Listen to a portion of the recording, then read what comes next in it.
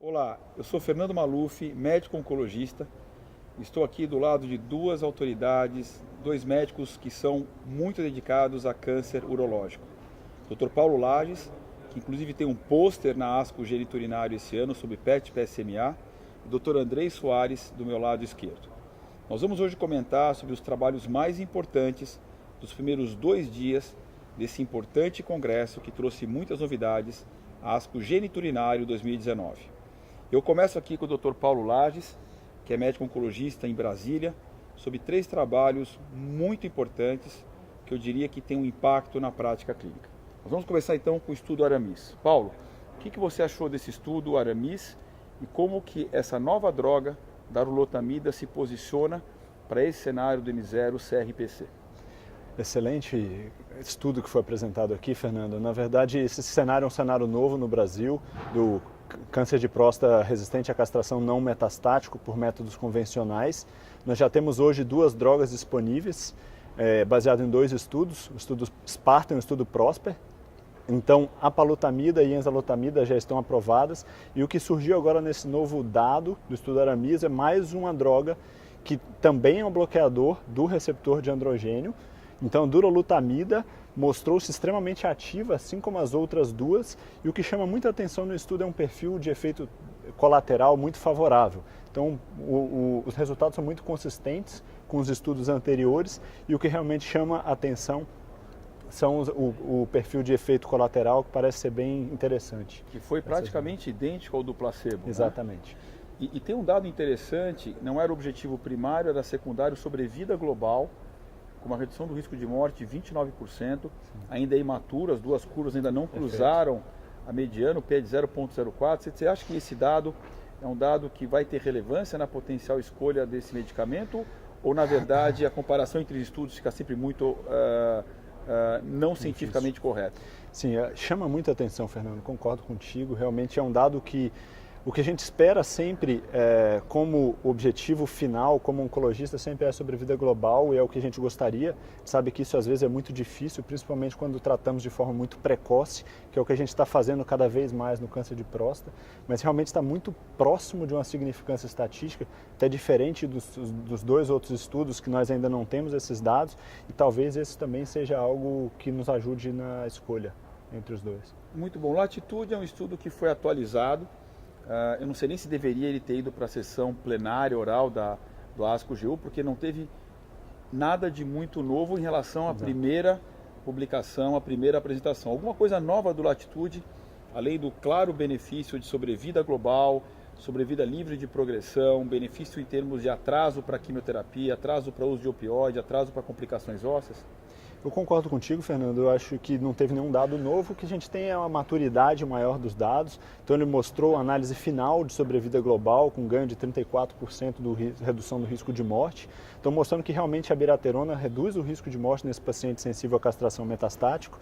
E todos os desfechos, como você falou, são consistentes, mesmo numa análise mais prolongada, e um benefício em qualidade de vida que também se mantém, mesmo com o uso mais prolongado desse tipo de medicação.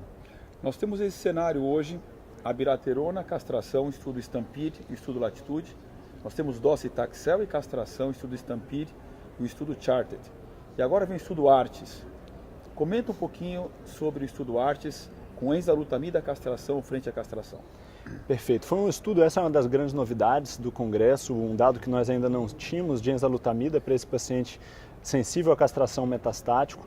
E esse é um estudo interessante por alguns pontos. Primeiro, esse paciente, eram mais de 1.100 pacientes que foram recrutados nesse estudo, então um número bem interessante de pacientes.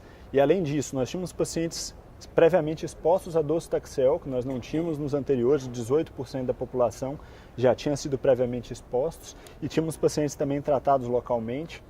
Isso é interessante, porque a gente sabe que esse paciente tende a ter um benefício diminuído. A gente tem esse dado bem consistente do estudo Charted, naqueles pacientes que já tinham um tratamento local, parece que o benefício da quimio era um pouco menor. E o que esse estudo mostrou foi um benefício bastante consistente no endpoint primário, que era realmente o atraso na sobrevida livre de progressão.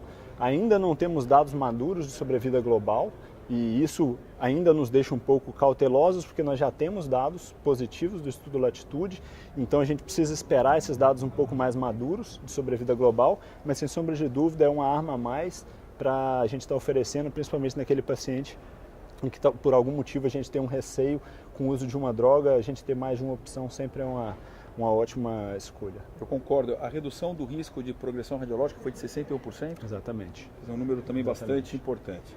Excelente, Paulo. E agora a gente passa para câncer de bexiga, doutor Andrei. 2 estudos que foram comentados no segundo dia desse congresso, 2 estudos que envolvem o tratamento neoadjuvante com inibidores do checkpoint, o estudo PEER e o estudo Abacus, que o doutor Andrei vai comentar. Então, esses não foram estudos novos, né, Fernando? Esses estudos a gente já sabia os resultados, inclusive o estudo PEER também publicado recentemente.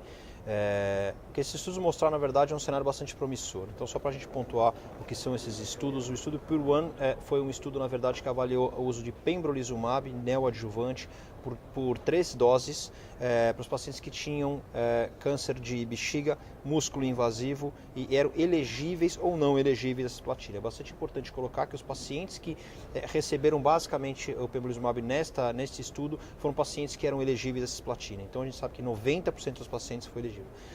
O grande achado, o grande resultado desse estudo foi realmente a taxa de resposta patológica completa. Então a taxa de resposta patológica completa nesses pacientes foi de 40%.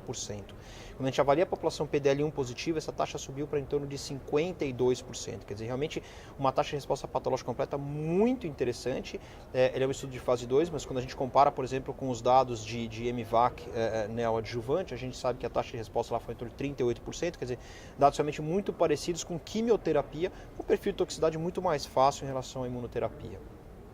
O segundo estudo que eu acho que é bastante importante a gente destacar, e ele tem uma parte muito que me parece muito interessante, muito importante, é o estudo Abacus, que na verdade avaliou o atezolizumab no mesmo cenário de doença músculo-invasiva de uma maneira neoadjuvante. Diferentemente do estudo PEER-1, foram feitas apenas 2 doses de atezolizumab, ao invés de 3 doses de pembrolizumab no primeiro estudo, e aqui a população eram pacientes inelegíveis a cisplatina. Por que eu gosto de citar isso? Porque assim, essa é uma população muito importante, porque a gente sabe que em torno de 50% da população não pode receber cisplatina. Hoje, o que a gente tem para tratamento perioperatório para esses pacientes é nenhum tratamento recomendado. Então, a maioria dos guidelines não recomenda tratamento para esses pacientes. Então, a gente tem uma opção de tratamento para esses pacientes, onde eles podem receber alguma droga ativa com uma boa resposta. Eu acho que é uma grande mudança de paradigma e, claro, até com algumas combinações no futuro, eventualmente até com quimioterapias com carboplatina, por exemplo, aumentando ou potencializando o efeito desse tratamento. Ou com até drogas com outras, biológicas. Exatamente, tipo algum inibidor de PARP, alguma coisa nesse sentido que eu acho que é extremamente promissor. E o que a gente viu no estudo Abacus, na verdade, é que a taxa de resposta patológica completa, como era de se esperar numa população mais frágil e como era de se esperar, pacientes tomaram apenas 2 doses, foi um pouco menor, mas foi em torno de 29%, que é uma taxa de resposta bastante interessante para esta população. Sim. E quando a gente pega também os pacientes PDL1 positivo, essa taxa de resposta subiu para 40%. E esse é um ponto importante. Me parece, são 2 estudos de fase 2, a gente não tem número de dados ainda tão grandes como nesse metastática, mas parece que PDL e TMB para doença músculo-invasiva parece ser um bom biomarcador de resposta, você concorda? Eu acho que principalmente quando a gente está falando talvez um pouquinho na fase mais inicial, né, a gente sabe que, por exemplo, nesses 2 pequenos estudos de fase 2 de neoadjuvância, o PDL1 realmente mostrou essa diferença bastante importante, e o TMB a gente tem também nos dados, principalmente quando a gente avalia os estudos em doença metastática, e o próprio PDL1, que a gente sabe que teve em maio do ano passado, o warning do FDA, né, em relação aos pacientes que estavam no estudo de primeira linha, tanto do Keynote quanto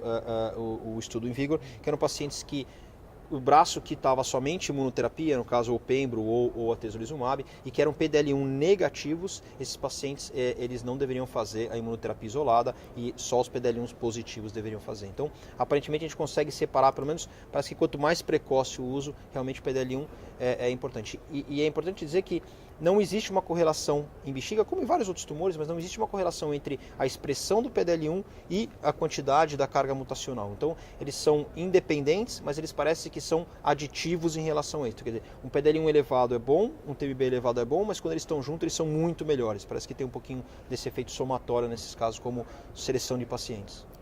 Muito bom, acho que comentários importantes de estudos, que alguns que são practice changing, outros que talvez venham a colocar essas novas estratégias, por exemplo, no cenário da doença músculo-invasiva, ou substituindo a quimioterapia ou como opção a quimioterapia nesse cenário. Eu vou comentar rapidamente de 3 estudos, 2 em bexiga, 1 em câncer de testículo. O câncer de testículo está ficando um pouco órfão nos congressos em termos de dados interessantes. Vou começar com câncer de testículo. É um estudo que envolveu 18 centros de 11 países, avaliando 55 pacientes que receberam 1 ou 2 ciclos de BEP adjuvante para tratamento de não seminoma localizado.